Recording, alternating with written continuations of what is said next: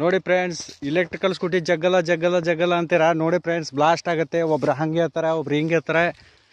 ಇಷ್ಟೊಂದು ಮೇವು ಏನು ಕುಲ್ಲ ಆಗೈತಿಲ್ಲ, ಇಷ್ಟು ಇಲೆಕ್ಟ್ರಿಕಲ್ ಸ್ಕೂಟಿ ತೊಗೊಂಡೋಗ್ಬಿಟ್ಟೇನೆ.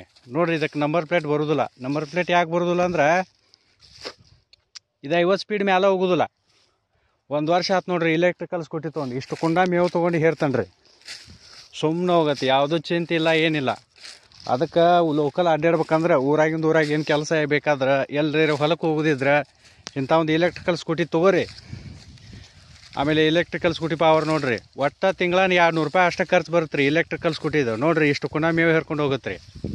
ಏನಿಲ್ಲ ಅಂದ್ರೆ ಒಂದು 2-3 ದನ ತಿಂತಾವ್ರಿ ಮೇವು. ಇದ್ರಾಗ ಕೆಳಗೆ ಗ್ಯಾಪ್ ಭಾಳ ಐತೆ, ತೆಗ್ ಭಾಳ ಐತಲ್ಲ, ಅದಕ್ಕೆ ಮೇವು ಜಾಸ್ತಿ ಕೊಂಡಿರ್ತಿದ್ರಾಗ. ಅದಕ್ಕೆ ಎಲ್ಲರೂ ಕೂಡಿ ಒಂದು ಇಲೆಕ್ಟ್ರಿಕಲ್ ಸ್ಕೂಟಿ ತೊಗೋರಿ ಎಲ್ಲರೂ ಅಂದ್ರೆ ಅನುಕೂಲ ಆಗತ್ತೆ. ಮೇವು ಗೀವು ತರಕ್ಕೆ, ಹೊಲಕ್ಕೆ ಹೋಗೋಕೆ ಎಲ್ಲದಕ್ಕೂ ಅನುಕೂಲ ಆಗೇ ಆಗತ್ತೆ. ಈಗ ನೋಡಿರಿ, ಇಷ್ಟು ಕುಂಡ ಜೋಳದ ಮೇವು ಐತ್ರಿ. ಇದು ನಾಳೆ ನಾಡ್ದಾಗ ಕಡಿಬೇಕು ರೀ. ಹಾಗೆ ಇಟ್ಟಿವಿ ಅಷ್ಟು ತನಕ. ನಾಳೆ ಆಳು ಬರ್ತಾವ್ರಿ, ಎಲ್ಲ ಕಡ್ಕೊಂಡು ಮನೆ ಕಡೆ ತೊಗೊಂಡು ಹೋಗ್ಬಿಡ್ತೀವಿ ರೀ. ಈಗ ನೋಡಿರಿ, ಮತ್ತೆ ಚಿಗಾಕತ್ತೈತೆ ಸಣ್ಣಗೆ ಹಿಂದೆ. ಈಗ ಜೋಳ ತೊಗೊಂಡು ಹೋಗ್ಬಿಟ್ರೆ ಹಿಂದೆ ದನಗಳು ಒಟ್ಟು ಮೇವು ಆಗುತ್ತೆ. ಹಿಂದೆ ದನಗಳು ಒಟ್ಟು ಮೇವು ತೊಗೊಂಡು ಹೋಗಿ ಆಮೇಲೆ ಇನ್ನೊಂದು 15 ದಿವ್ಸಕ್ಕೆ ಚಿಗಿತೈತಿ. ನೀರು ಬಿಟ್ಟರೆ ಇನ್ನೊಂದು 10-15 ದಿವ್ಸಕ್ಕೆ ಚಿಗಿತೈತಿ. ಮತ್ತು ದನಗಳಿಗೆ ಒಂದು 10-15 ದಿವಸ ಮೇವು ಆಗುತ್ತೆ. ರೈತರ ಮಕ್ಕಳಿದ್ರೆ ಲೈಕ್ ಮಾಡಿರಿ, ಸಬ್ಸ್ಕ್ರೈಬ್ ಮಾಡಿರಿ. ಓಕೆ, ಮುಂದಿನ ವೀಡಿಯೋ ಭೇಟಿ ಆಗೋಣ. Okay, thank you friends, bye bye.